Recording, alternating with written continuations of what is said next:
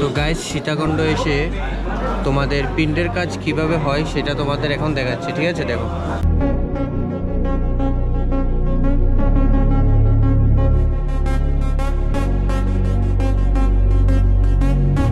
পিছে দেখতে পাচ্ছ যে দোকান রয়েছে, সেই দোকান থেকে কিন্তু তোমরা পুজোর যে সামগ্রীগুলি প্রয়োজন হবে সেখান থেকে তোমরা নিতে পারো।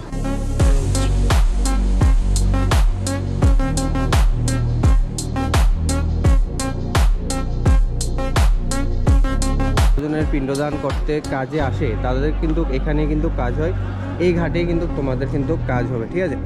তো গাইস পুজো করার জন্য কিন্তু আমাদের ওই নিচে গিয়ে নদী থেকে জল আনতে হবে, ঠিক আছে? তো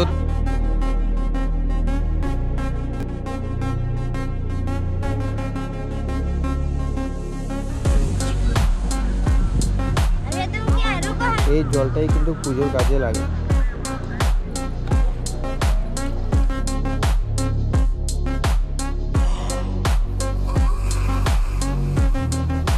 তো বন্ধুরা, তোমাদের একটা জিনিস দেখাচ্ছি, এখানে অনেক ছোট ছোট ভাই, অনেক ছোট ছোট বোনেরা টাকার জন্য শুধুমাত্র এখানে নদীর মাঝে গর্ত করে, ঠিক আছে? গর্ত করে জল তুলে, সেই জলগুলি মানুষের যদি আসে, জল এসেছে আসে নাই নিয়ে আয়া পানি নিয়ে আয়েগা।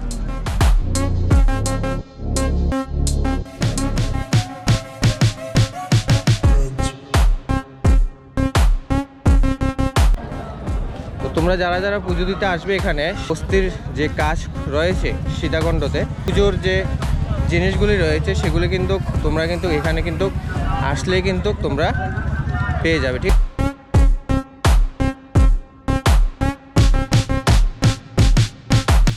তো গাইস এখানে তোমরা যত তাড়াতাড়ি আসতে পারো তত তাড়াতাড়ি চলে আসবে। সকালবেলা প্রতিনিয়ত রোদের তাপমাত্রা কিন্তু বেড়েই চলছে।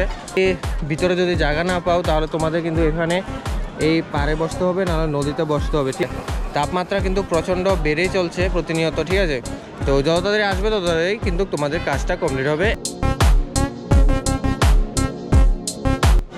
তো গাইস সীতাকুণ্ড এসে তোমাদের পিণ্ডের কাজ কিভাবে হয় সেটা তোমাদের এখন দেখাচ্ছি, ঠিক আছে? দেখো,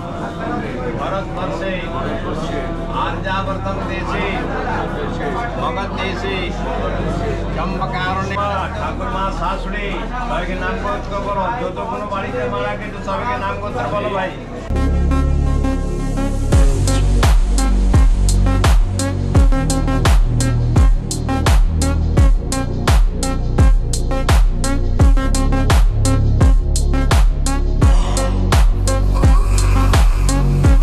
তো এখন আমাদের পুজো কমপ্লিট হয়েছে, প্রায় 1 ঘন্টা সময় লেগেছে। তো রৌদ্রের তাপমাত্রা কিন্তু প্রচণ্ড বেড়ে গেছে, সেই জন্যই সবাইকে বলছি যারাই আসবেন অবশ্যই তাড়াতাড়ি